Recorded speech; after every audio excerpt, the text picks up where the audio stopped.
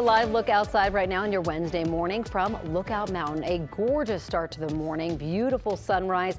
We even had some rain early this morning, and more of that is on the horizon. Thanks for joining us on your Wednesday morning. I'm Corey Rose. And I'm Drew Carney. Katie has your Wednesday forecast here in just a moment, but first, we're going to check in with Brianna Fernandez for a look at the roads. Brianna? Hey, good morning, guys. Yeah, right now for your Wednesday morning, not seeing any issues. We also have a beautiful view right now of 6th Avenue because traffic right now is so light. Not seeing any crashes or overnight construction that should be impacting your morning drive, so definitely take advantage. I do want to switch things over to our main maps. You can see a lot of green on your screen. The only thing that I'm noticing is pockets of slowdowns happening along westbound 76 closer to Vasquez, so if you're leaving the Commerce City area. But getting to your drive times, if you're heading to Boulder, only about 17 minutes this morning, and where I just showed you that CDOT camera along 6th Avenue between Sheridan, Wadsworth, Federal into I-25, about a 7-minute drive.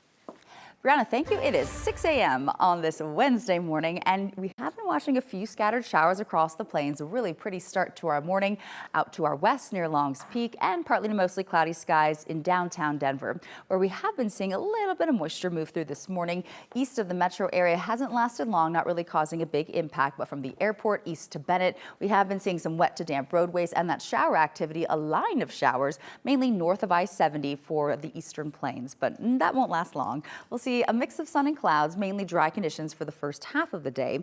Temperatures in the low to mid 40s, but what we are bracing for is more widespread beneficial moisture that will arrive, especially later on today, tonight through lots of Thursday. Now, our planner for this morning out at Denver International Airport, partly cloudy skies, and then by this afternoon, we're expecting highs only in the upper 50s to low 60s, again, slightly below average temperatures. And then after about 3 p.m., that'll be our best chance of seeing isolated storms and showers pop up. Not everywhere we'll see widespread moisture, but as you can see right around 1 o'clock in and around downtown, anticipate to see the chance for some wet weather, pockets of moderate to even at times heavy moisture. Won't last long, but when isolated storms do form, thankfully low risk of any severe weather. Just brace for that early tomorrow morning though, south of Denver, Monument Hill down to Colorado Springs, some slushy wet snow. Temperatures drop, rain rolls in. We'll look at some of these specific rain and snow totals for the mountains momentarily, but regardless of whether it's falling as rain or snow, it is beneficial to see this moisture and the rain that we're expecting for the rest of the week. But experts do say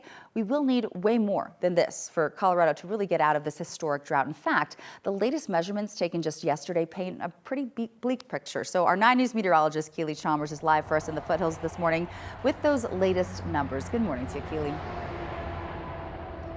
Yeah, good morning, Katie. No question, it is nice to get the rain we're getting this weekend, or this week rather, and this weekend, or the rest of the week. And it's nice to see that more rain is coming in the forecast, snow for the foothills and for the mountains. But the reality is, it is not going to be nearly enough to get us back to where we should be, really where we need to be when it comes to rain, snowpack, and really our water supply. It's important to point out that the snow that falls here in Colorado's mountains, when it melts, becomes the spring runoff. That in turn fills our reservoirs. That runoff or snow melt is essential for the farms that grow our food and for the water many of us drink. In a normal year, Colorado mountains get hundreds of inches of snow, which equates to a lot of water when it melts. This year, we aren't even getting close to that. As of yesterday, the amount of water in our mountain snowpack was 19% of median. Experts will tell you that is historically low. And considering snowpack normally peaks in the northern mountains in mid to late April, we can no longer rely on just snowpack for our water. So then what about the rain, you might ask? Is the rain helping? Well, I spoke with Brian DeMoncos, a hydrologist with the U.S. Department of Agriculture who helps manage the snow-tell sites across Colorado. He says the mountains of Colorado will need to get at minimum 5 to 8 inches of rain over the next 5 months, and that's in addition to the rain we normally get. Considering Colorado's mountains average about 2.5 inches of rain during the month of May, that would mean we would need to get a lot more than that to help farmers with their summer crops. Now, it's interesting to point out that I was up here in this exact location almost exactly 1 month ago to report on our drought situation and our snowpack. At that time, the snowpack was 98% of normal. And I was sitting here saying, well, at least we have the month of April. Again, Colorado snowpack usually peaks in the month of April. Now we know we did not get that snow in the month of April. So now, today, I'm sitting here in this exact location, the same location I was a month ago, saying, well, now we can look forward to the summer monsoons and the rain. Hopefully, they'll bring us the rain that we so desperately need.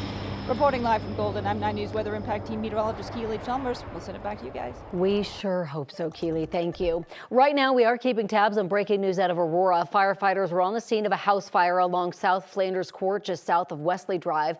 No injuries have been reported. We will update you as we learn more. And then just into our newsroom as well, fire crews in Loveland are monitoring a house fire that started overnight near Saddle Ridge Farms. According to social media, everyone was able to get out of the house safely. Crews had to battle strong winds, though, in order to get the fire under control. Right now, they're trying to determine the cause. We will bring you any updates as soon as we hear them. The Larimer County Sheriff's Office and CBI asking for help this morning to find a man who they say left his home yesterday morning. His parents told police that he has developmental disability. So we're talking about 19-year-old Shane Holbrook, who you see right here on your screen. He was last seen near Buckhorn Way, that's in Bellevue.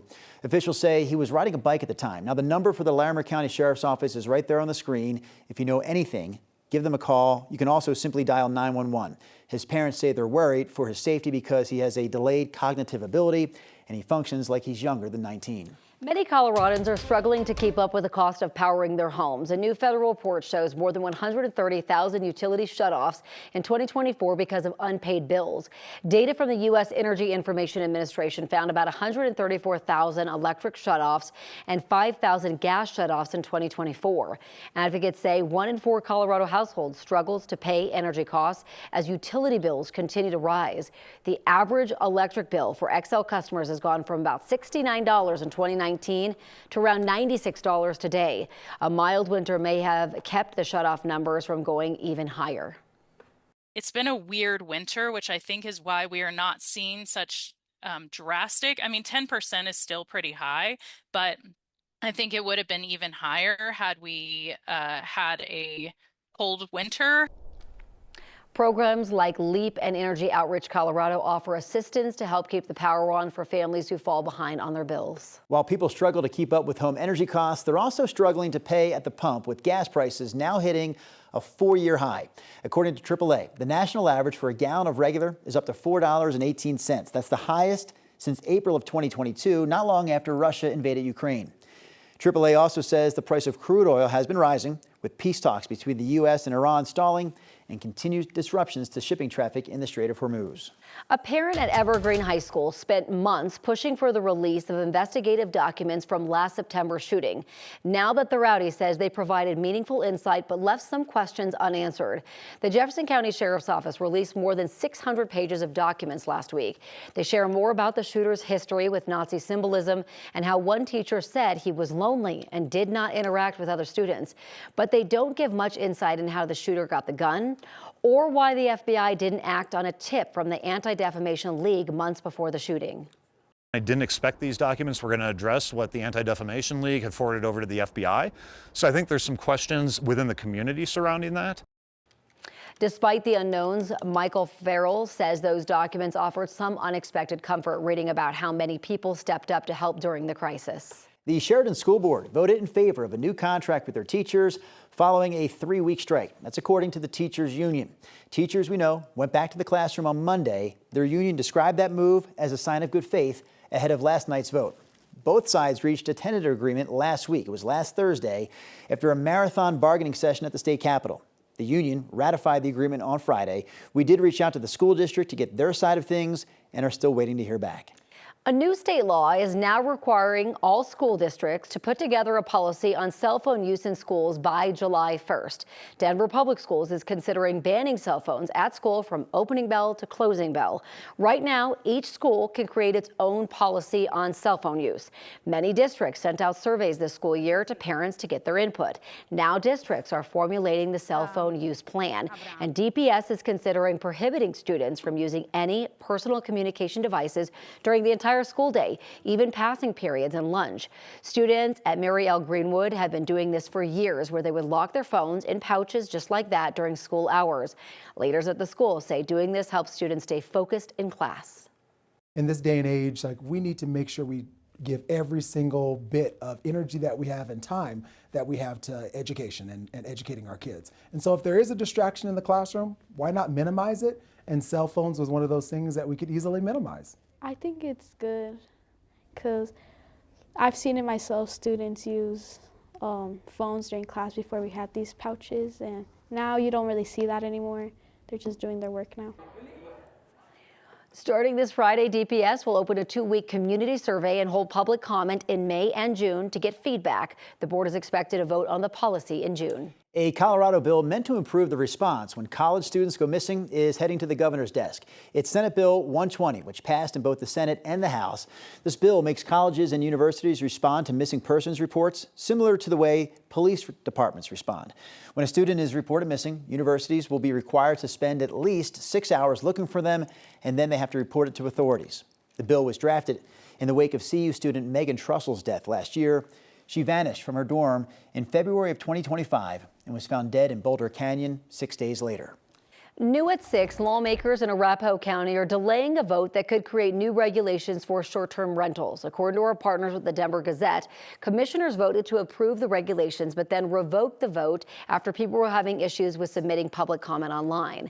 County staff have been looking at rules to regulate rentals since 2023 after receiving complaints from large gatherings and parking issues. Some ideas they've come up with already include a mandatory licensing program, local response agents, even keeping rentals separate. The new vote is scheduled for May 12th.